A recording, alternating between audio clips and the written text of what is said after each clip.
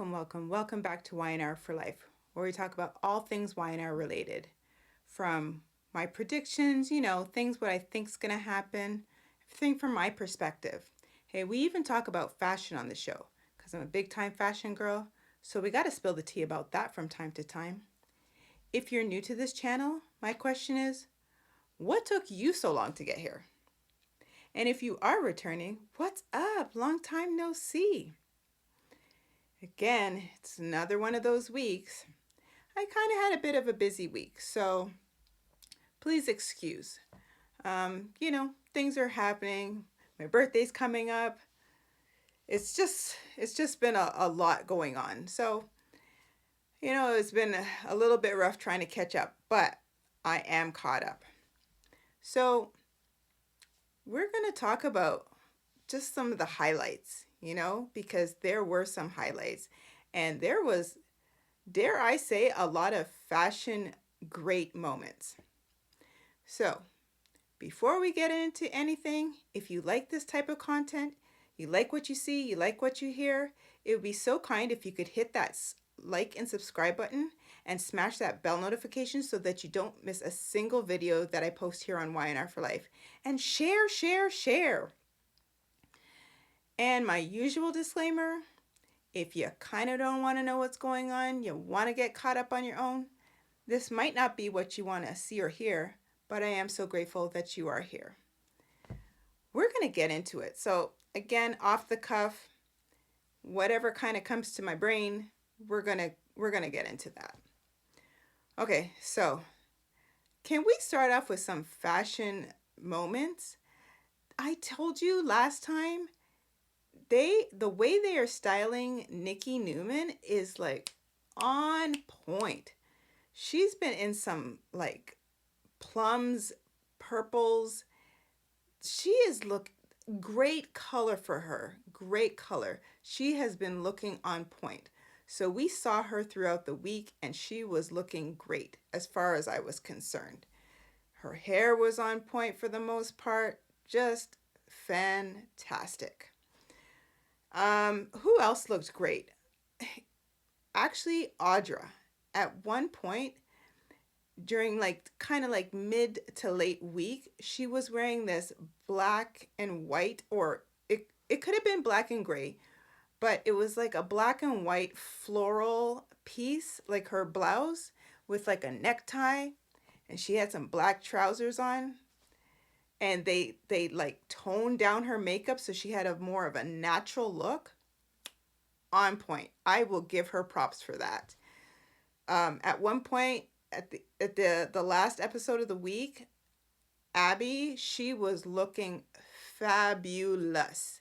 Her dress, her earrings, her rings, her hair, everything about it was phenomenal. Dare I say, like Devon looked want in comparison to her, but she looked good. And even Summer, she had on like this gold necklace at one point with like a bronze type outfit to die for. She looked great. And lastly, at one point, Victoria, dare I say Victoria, she looked actually like a businesswoman. There was one episode where her hair was slicked back. She was wearing almost like it was like a navy blue and black type outfit. And they gave her like like a heavier eye makeup. I'll give her props. She looked great. And the piece de resistance, Diane Jenkins. Hallelujah. Somebody listened to me. They put her in pink. Whew. Her hair kind like behind the ear, down one side, she looked great. I'm telling you, like there was a lot of thumbs up for the fashion. So now that we got most of the fashion out of the way, let's get into the good stuff. Okay, so Nikki, she's got her antennae up, because And she's been having her antennae up for a little while concerning Slimy Nate. And Slimy Nate is his little ship is sinking. It is starting to crumble.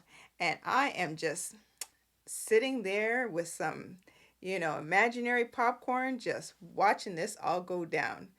And he deserves to be taken off his high horse because, see, his little plan with Audra to try and, get into the driver's seat, if you will, at Newman, which will never happen.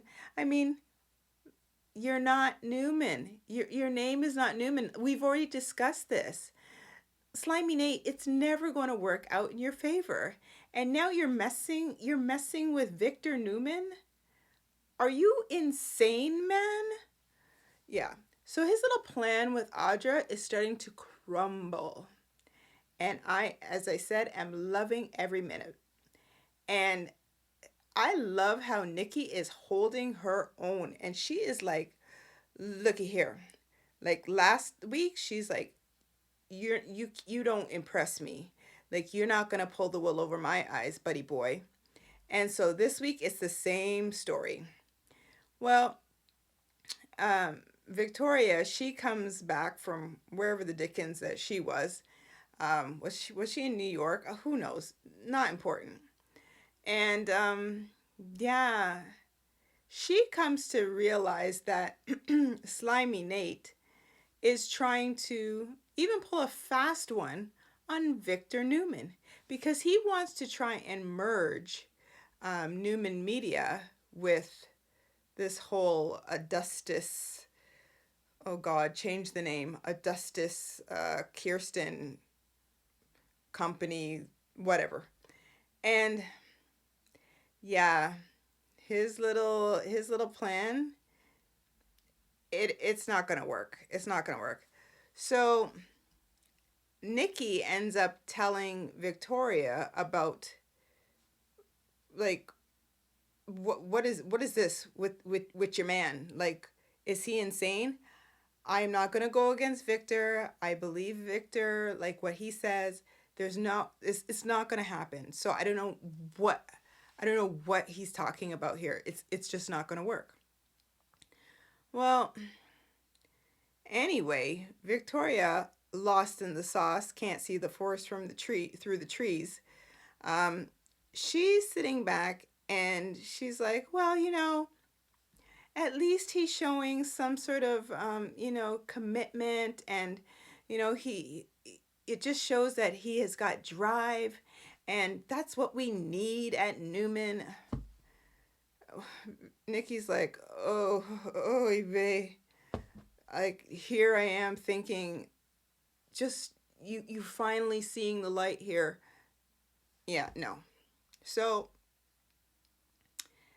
it's been a bit of a back and forth between Slimy Nate and Audra, back to Nikki and Victoria, and that whole thing.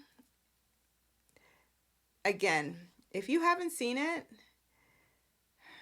you need to see it because Slimy Nate, he's going downtown. Like he's about to ready to be finished. Unless unless Audra finds a way to somehow turn this around. And if she does turn this around, you better believe it's going to be for her, not for him at all. Okay. So we might touch on that again in a little bit, but we'll see. Cuz you know, I don't like really talking about Slimy Nate too much. He bothers me, and although Audra looked great, she bothers me too. Okay. So, summer. Let's jump to summer. Summer has been having quite the conundrum, okay? So she's like, yeah, she's kind of come to the realization her marriage is like there's no coming back from this madness. And at this point, we saw last week how she was kind of cozying up to Chance, and quite frankly, Chance was kind of cozying up to her too. Him and his little, smirky smirk. Maybe that wows the ladies. I don't know. Chance, you don't impress me. You don't work. You say you work, but you're not. You're never at work. When do you have time for picnics? Ugh. Anyway, so Summer's sitting back and she ends up speaking with Chance at some point, and she's like, yes, my marriage is pretty much over. I've resolved this in my mind. Um, I need a change, and I just have to kind of refocus, what have you.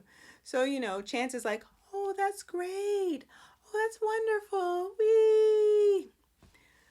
I support you and we're friends." Yeah, we're friends after one, you put the cuffs on my mom, so to speak, and like read her rights, and yeah, basically were telling me that I'm going to end up having to pay the piper as well because I'm an accomplice. And but in soap opera land, they can let bygones be bygones fairly quickly, except Jack and Victor. That's pretty much you know going to continue as long as the show is on the air. Such is life. They have their feel good moments here and there, but that's just going to continue. So, back to Summer. She decides that in order to release her frustration, her, like feeling like she's going to explode, that she needs to get on a roller coaster. Oh gosh, if you never saw this scene, you missed out on a good few laughs. So she's like, yeah, I think I need to go on an actual roller coaster. Chance, come along with me. He's like, oh no, I not this time. I can't because I've got like work to do. When last have you been at work there, Chance? Anybody know? I don't know. So he's like, but I'll, hold me to it. I'll do it one day, or I'll show you whatever the dickens he said. Not important. He's like, but you do what you have to do. So Summer ends up at an amusement park and she's on a roller coaster. Tell me why. Like in my head, how many roller coasters were you on? Did you run to the amusement park? Because she's on this roller coaster. She is like wet. She is like sweating. And I'm thinking, are you telling me you had that much anxiety just going up the coaster? But again, like her hair was like pulled back. It was wet. And then, as there was the ominous music that was playing while she was going up, and the next thing you know, it starts to drop and her mouth is wide open. She's screaming, and this thing's going. She's holding on for dear life. I don't even think there was anybody else on the roller coaster except her. But okay. And I actually thought she's going to get hurt.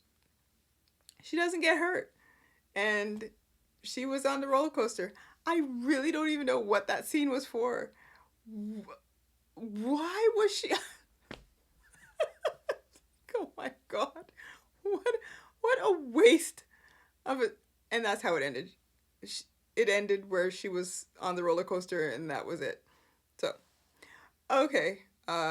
We'll touch back with the whole Summer story momentarily. Oh, it was funny. Okay, so we move on to Phyllis.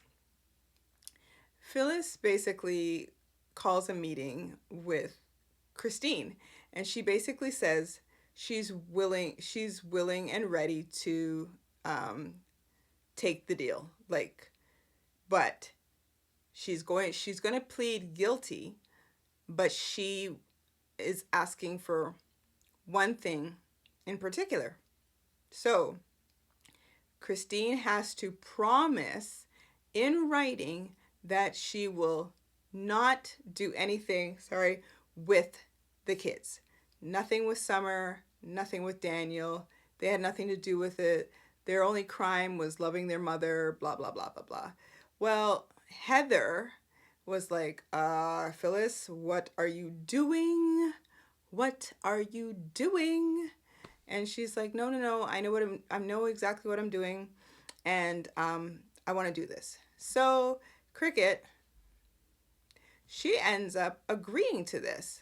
Now, I never saw her write anything. I don't think she did, but whatever. Let's just assume that she did. Let's assume. Okay. So she's like, yeah, call the judge.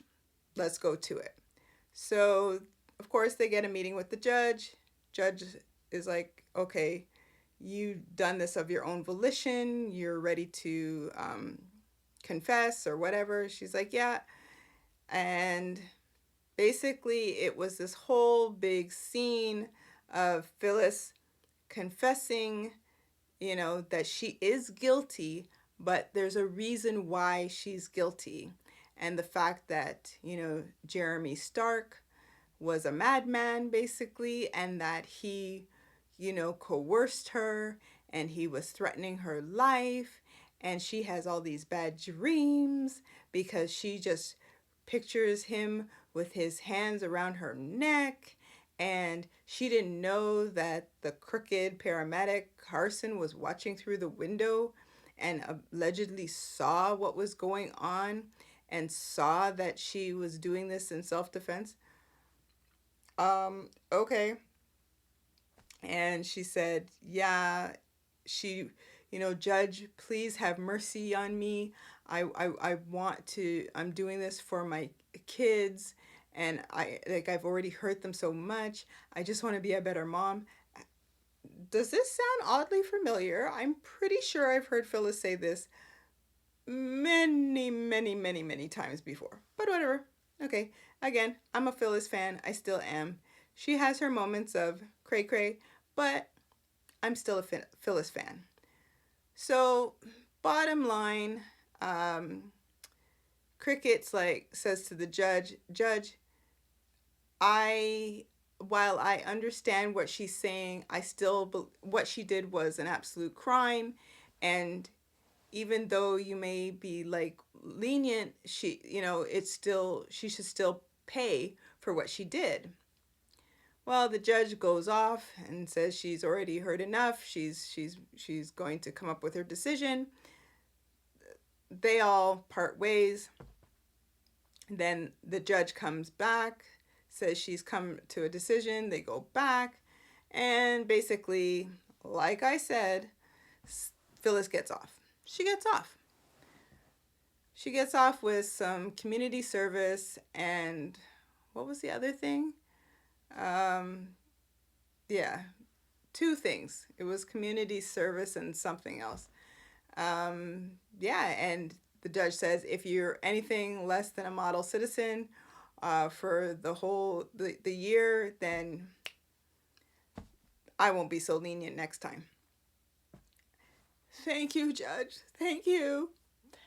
I mean, she needed an award for that performance.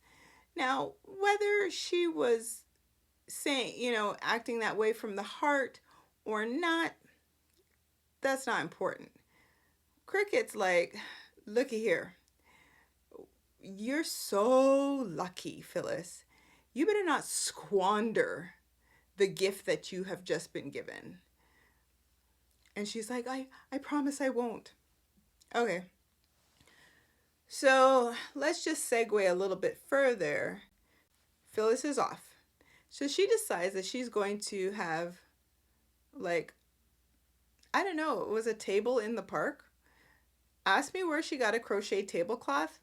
I don't know. And where did that round table come from? I don't know. So she has this table set up with almost like, it looked like a tea party, if you will. So she invites Lauren. Michael is still wherever Gloria is with her legal troubles, allegedly.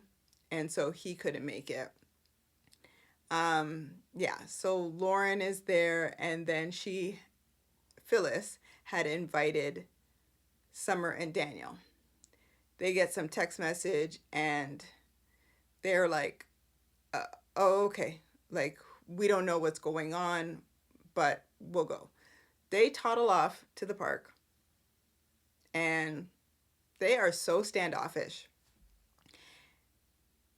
So much so that Phyllis is standing there with, I think it was like a bottle of champagne, like melting in her. Like, she's like, oh my God, like, these kids are totally ignoring the fact that I'm free.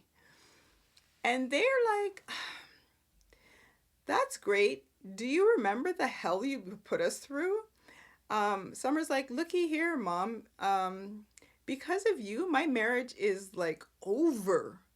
The over.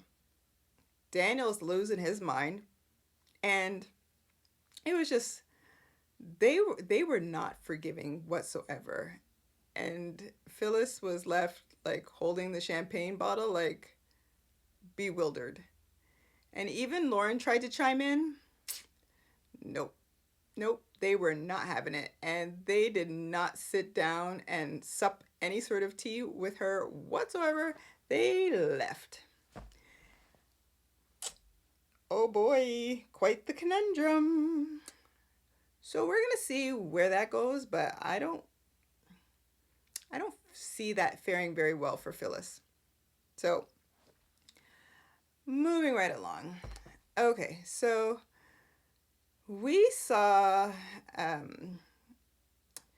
let's see, Billy and Tucker and the whole Ashley thing. Well, I don't know what to say. Billy is again playing both ends here.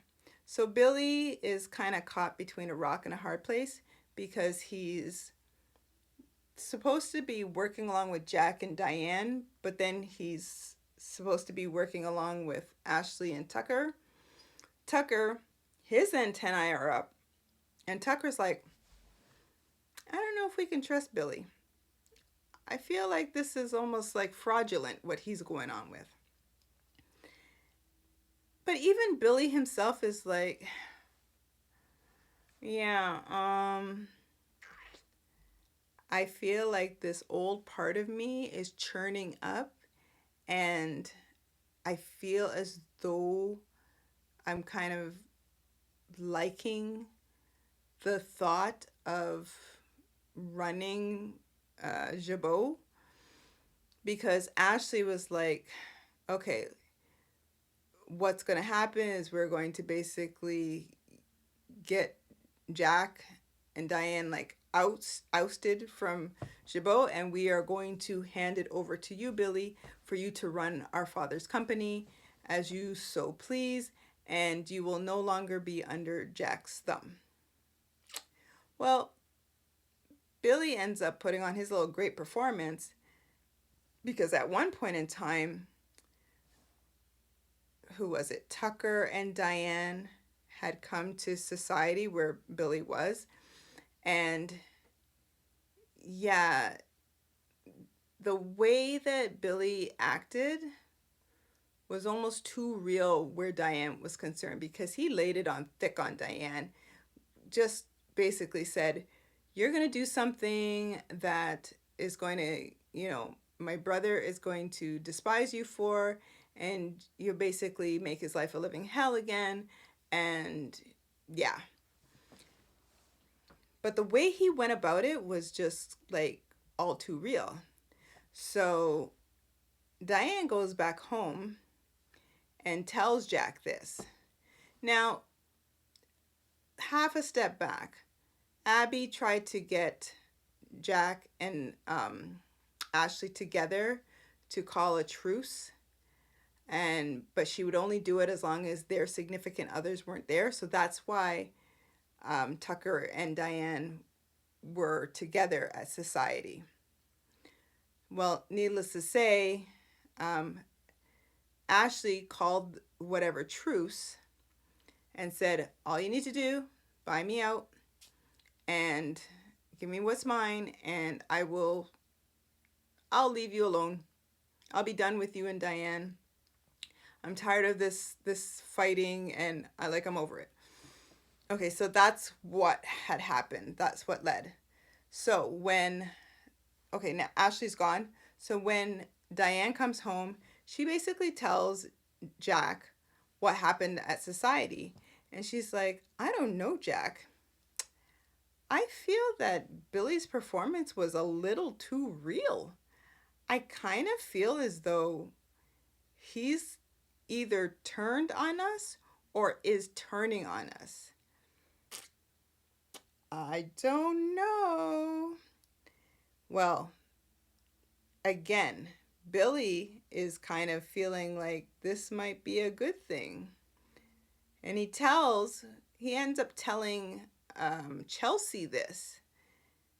And Chelsea's like, oh boy, yeah. So we don't know what's going to happen.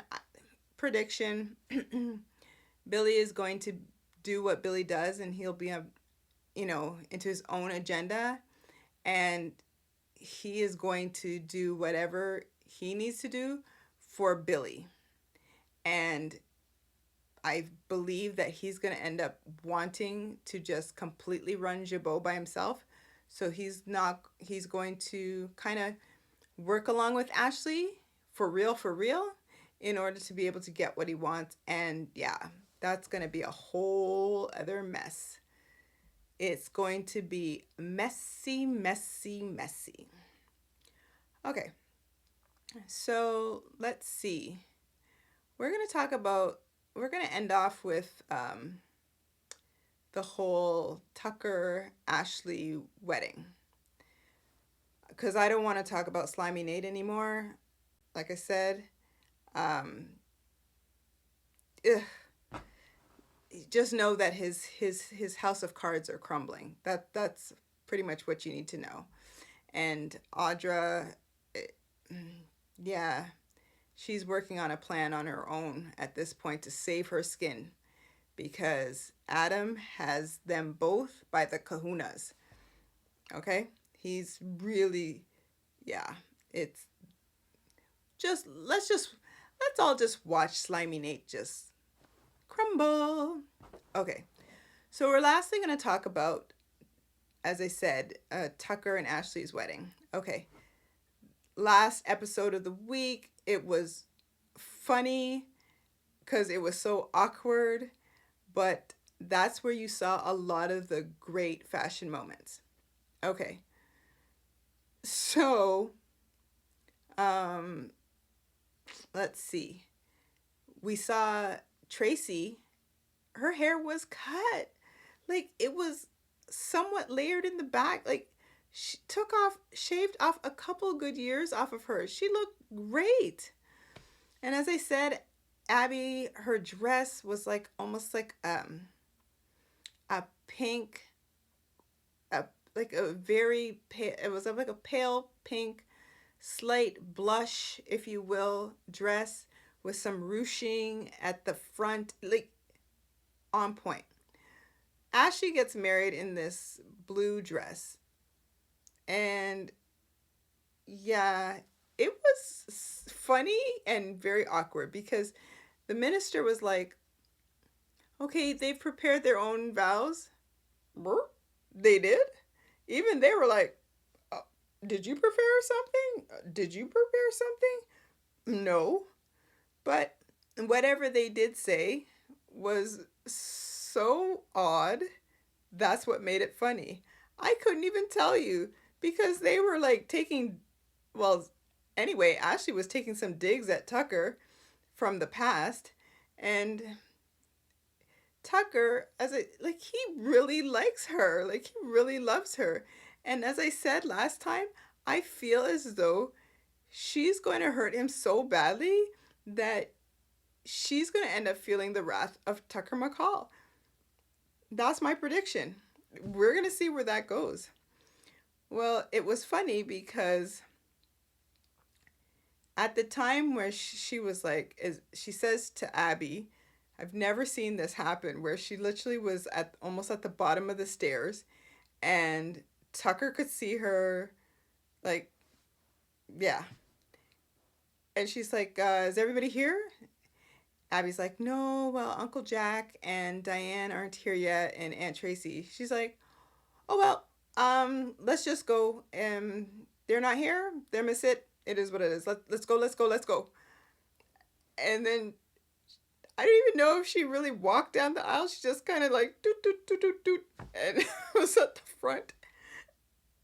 It was so weird. But before that, Jack, Diane, and Tracy walked in and they're like, oh, did we miss anything? No, but we were going to get married without you. Okay. Man, there was a total of, what, 7 people at this wedding? It was Billy, Chelsea, Tracy, poor Tracy. Can you give her a love interest? Tracy, Jack, Diane, Devon, Abby. That's 7. And then of course Tucker and Ashley. Okay, you even saw the minister toddle off. He toddled off after the wedding. I was like, oh, there goes the minister. Okay, his job was done. I guess he was prepaid. Yeah, so that was pretty much the end of that. And then, as a wedding gift, if you will, Jack gave her a piece of paper that said that he was turning over whatever the rights or the shares or whatever to her. And she's like, what? And she's like, okay, so what's the catch? That's how the episode ends. I'm telling you, it was the most awkward wedding I have seen, even down to the kiss, because after they said their personal vows, the minister's like, okay, I now pronounce you man and wife. I'm like, wait, what? Oh, it was so funny. And yeah, they kissed and it was like this, almost like high school. What do we do? Is there like a yardstick in between us? Man, it was funny. And yeah, so there you have it, folks. That was pretty much the week. As usual, whatever I missed, it probably wasn't newsworthy, or I just plumb forgot. There was maybe a couple of scene fillers, but nothing really to write home about. It was just one of those weeks. So again, if you like this type of content, you like what you see, you like what you hear, it would be so kind if you could hit that like and subscribe button and hit that bell notification so that you don't miss a single video I post here on Y&R. And again, share the video out. And, it's all for the love of the show. It's my favorite show, and I've been watching it for many, many, many years. And again, if you've stayed all the way to the end, I really appreciate your support. And again, it's such a whirlwind of a ride, and I love it. I really appreciate you. I really appreciate your time. And let's continue on this journey and see where it takes us. So I love you lots. I look forward to seeing you on the next video. Bye.